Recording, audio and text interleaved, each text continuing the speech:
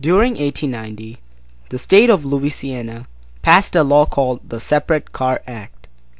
This law states that all railroad companies in Louisiana have to provide separate but equal accommodation for white and non-white passengers on the train. On June 7, 1892, a 30-year-old shoemaker named Homer Adolph Plessy decided to challenge the law and sat in the white compartment of the train.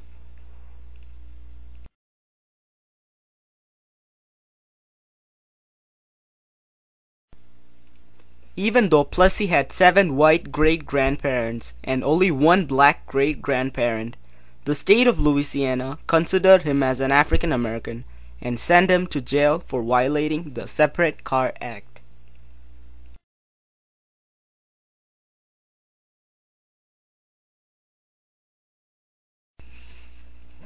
When the case reached the court, Plessy argued that the Separate Car Act violated the 13th and 14th Amendment.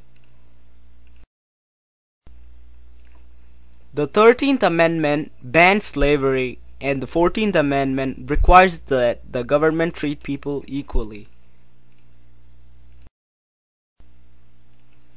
The person that provided legal advices for Plessy was Albion W. Turkey. He was born on an Ohio farm, who later attended the University of Rochester in New York and joined the New York Regiment of the Union Army.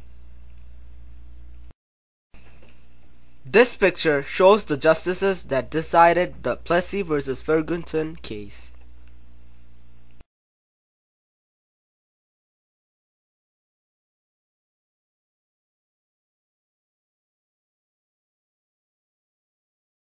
The Supreme Court ruled in favor of Louisiana on 1896 and Plessy was sent to jail.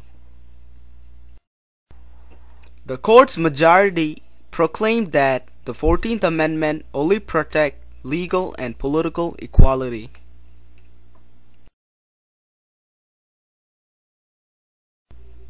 And now we could see the court's explanation on why the 13th Amendment did not apply to this case. The court said, the Louisiana law did indeed make racial distinction, but they did not amount to discrimination. They also proclaimed that separating the two races does not force African Americans back into slavery.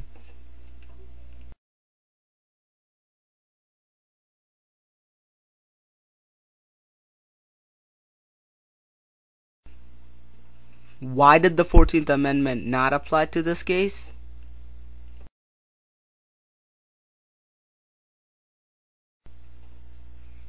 Well, the court said that the 14th Amendment provided legal equality in things such as voting and jury service, and not when it comes to social related issues.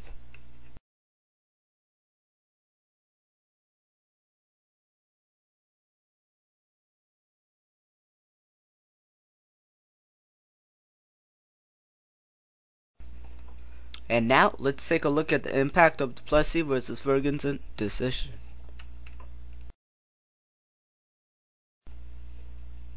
The court created the separate but equal doctrine and gave permission to states to legally separate blacks and whites at everything from water fountains to schools.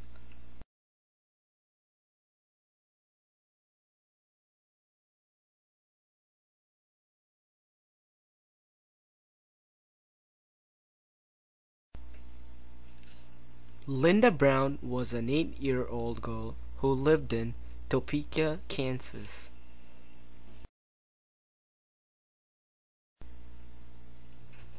Reverend Oliver Brown, the father of Linda, went into Sumner Elementary School with the request to register Linda for classes. Since the school was open to white children only, his request was turned down. As a result of that, he had to send his daughter to a rundown black school. Brown did not want his daughter to walk 6 blocks along the railroad track in order to catch the bus to get to her school.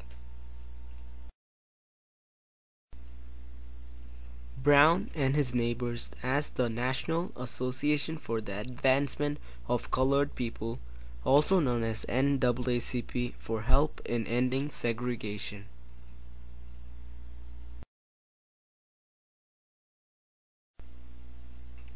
The NAACP, along with 20 lawyers who were under the guidance of Thurgood Marshall, went to court with the case Brown versus Board of Education. The NAACP lawyers argued that the school segregation law violated the 14th Amendment of the U.S. Constitution.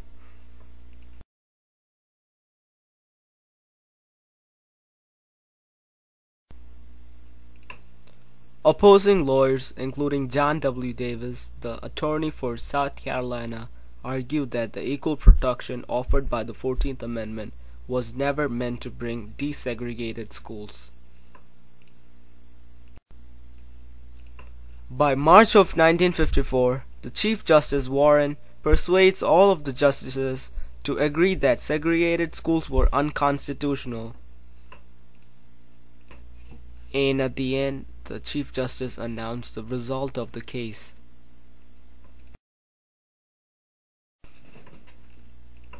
We conclude that in the field of public education, the doctrine of separate but equal has no place. Separate educational facilities are inherently unequal. Since the law of separate but equal was found unconstitutional, Plessy was set free.